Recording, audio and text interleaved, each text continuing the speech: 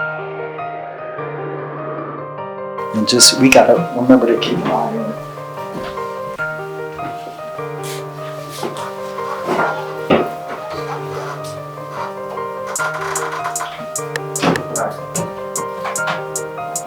Five, four, three, two. Okay, I got it actually before. 5, 4.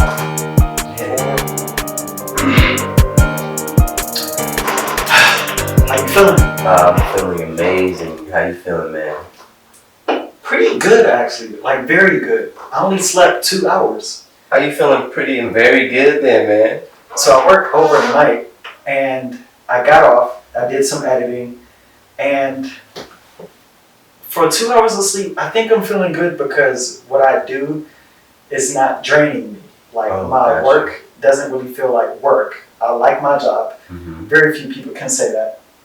And what I'm doing besides my job, as far as like the podcast and everything, like, it's what I want to do. Hell yeah. So even though I'm not sleeping, it's like, I don't feel tired because this gives me energy, man. Like, that's a blessing, man. At the gym. Yep.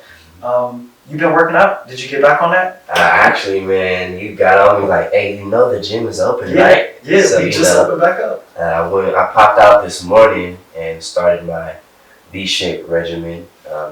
Your V-shape, getting that upper body straight? Yeah, I'm gonna get my shoulders, my traps, my laterals, latissimus dorsi. You know. Is it harder for you to like get the results you want? Like, how do you base your routines and everything? Like, well, it's funny you ask that. I know what body type I am in terms of being a mesomorph, endomorph, or ectomorph. To go even further with that, an ectomorph is, just your average skinny guy. Okay. It looks like it's hard for him to gain any muscle and keep it. Right, because he's naturally so small. Right, so you'd see like Manny Pacquiao or someone like, Usain Bolt. Okay. Bruce Lee, those, okay, those so types of guys. Guys are ectomorph. Yes, okay. Ectomorph. Mm-hmm. And then on the other end of the spectrum, we got the endomorphs. That's funny. End of the spectrum. That's dope, bro. The endomorphs, they're what we call our big boned people. Okay. So they have big bone is nice for fat. That's the nice way of putting it for fat. I mean, we do have different size bones. Okay. So I'll just keep it my way. Respect. Shout out to the big bones. Yeah. Anyways, we love you all. Endomorphs, they have a slower metabolism, so you picture someone like Jack Black, just a round guy, maybe even. Yeah, I'll just keep it at Jack Black. Okay, yeah, that's a good example. That paints the picture. And then the third body type being a mesomorph. And at first, I thought you were a mesomorph. But you're saying you used to be skinny? Right. So naturally, I'm skinny. So my physique now is just all hard work. So I'm not naturally a mesomorph. I classify as an ectomorph. Super skinny dude. Okay. Yep. Well, you may have changed the rankings, man. Hey, man, I put in some work. Like, this is work. Me. Yeah, for sure. For sure. But yeah. So ectomorph, endomorph, mesomorph. Mm-hmm. Mesomorph being the last, just naturally athletic. They have the tone, Okay, you broke that down nicely. Mm-hmm. So, as far as me working out and stuff, I've gotten some compliments on that. And it made me think about, like, overall, some of my best compliments versus my best insults. So with you, let's start with that. What's the best compliment you've ever gotten? Ooh, I'm going to throw a curveball on this one because it's a compliment, but it's like an underhanded compliment. Interesting. So back when I was working for a cannabis delivery company, I met this older white lady, I'd say Caucasian, possibly even European. So, I'm talking to her and we're just vibing. As she gets to know me, maybe my 7th or 8th trip, she ends up saying, you know what? You know what I like about you? I like that you're more on the European side. What does that mean? What does that mean? So she obviously views black people in a certain way. Okay. So to put me in the category of European, right, it's like, okay, just a well-mannered. Was it like a thanks or like a? What was your reaction? You know, everyone's entitled to their opinion, so I said, you know what? Thank you, I appreciate that. Backhanded compliment. Was it the way you spoke that made her say that? Like, I mean, I try to speak proper as much as possible. I don't like to, intelligence. Yeah, I don't like to repeat myself, so I try to make it very plain, very clear. So my compliment is low key, very, very high key, similar to yours, right? What's that? Older white guy, job interview in Napa, California for some type of resort.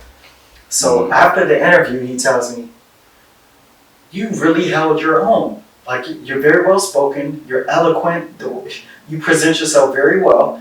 You did a great job today." Okay. And I'm like, "Thanks, Greg. Really appreciate that." I don't know what his name was, but Stan, I don't know. It's the first thing I could think of. Mm-hmm. So I came away from that like, I didn't feel any type of way about it because my upbringing and experiences prepared me for that moment.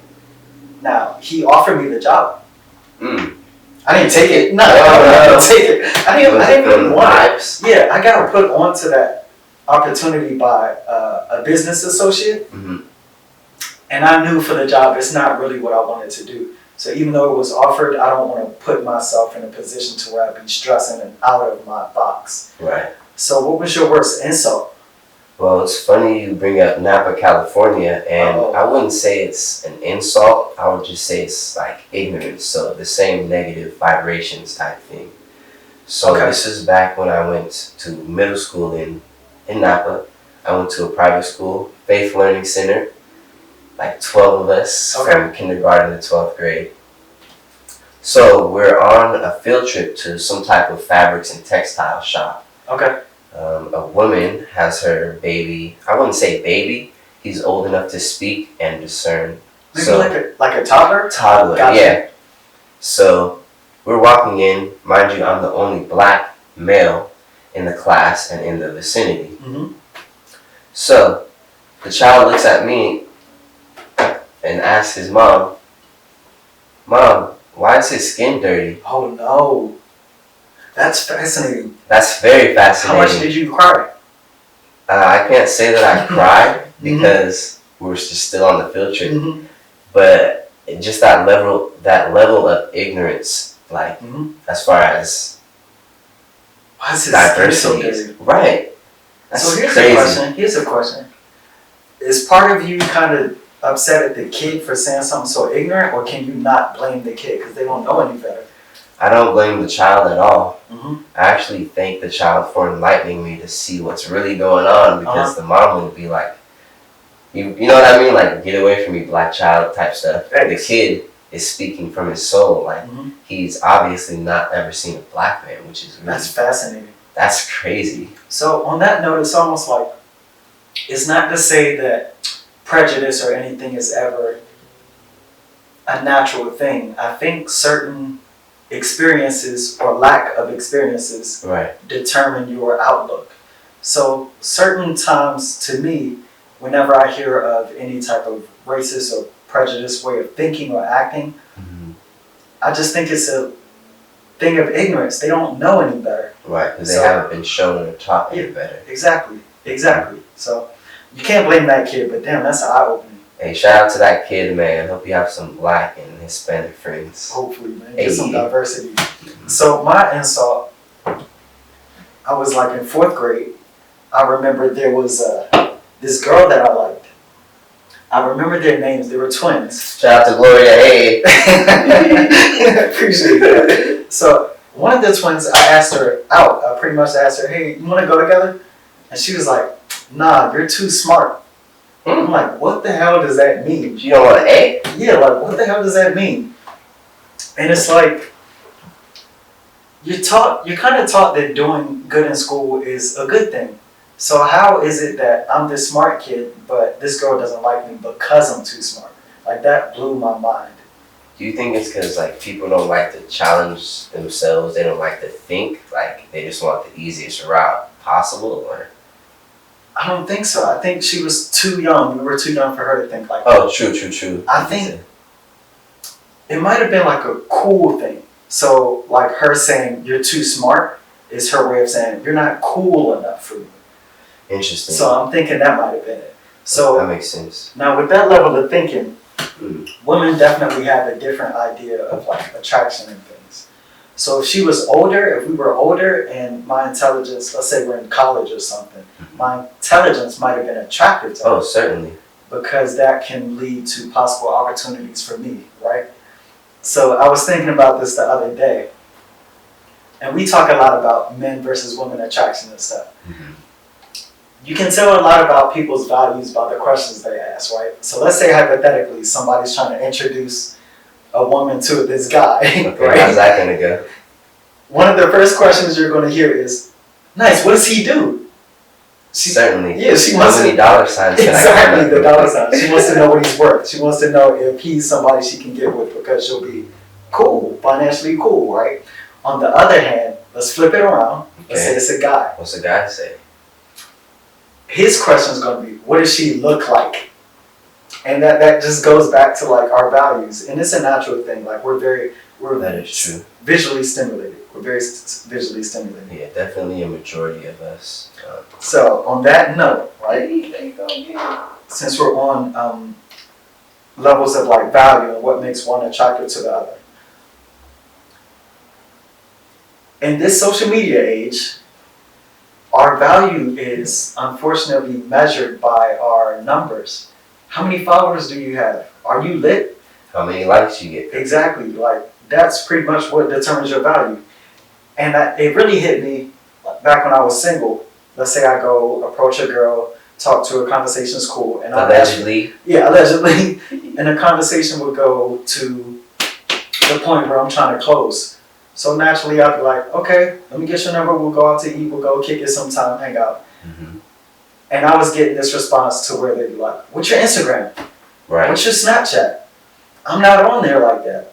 And it is a shame that like your real character isn't what's valued. It's really about like what you can do for somebody or what you represent, like as far as your numbers and stuff. Mm-hmm. Which brings me to another point.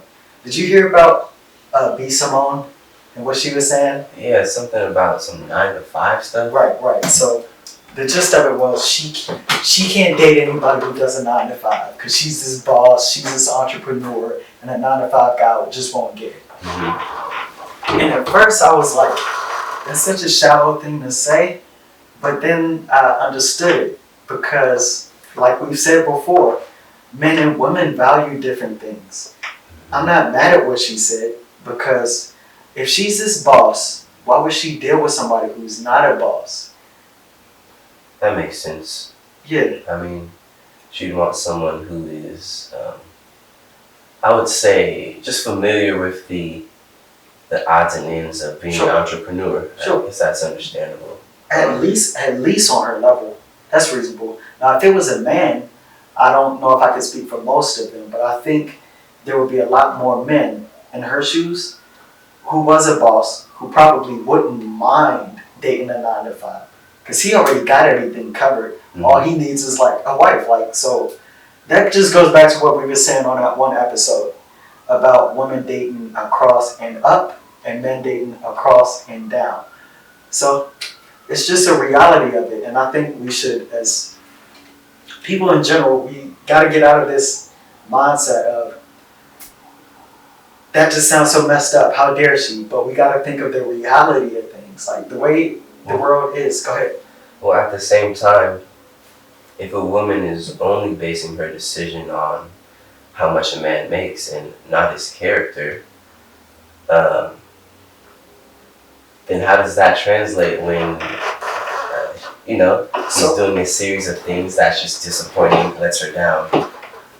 I mean, does the money make up for it for her? I mean, like... All right, so I want to clear this up because I don't want to make it seem like all women only care about money. Certainly, we're just talking about this specific niche. Right.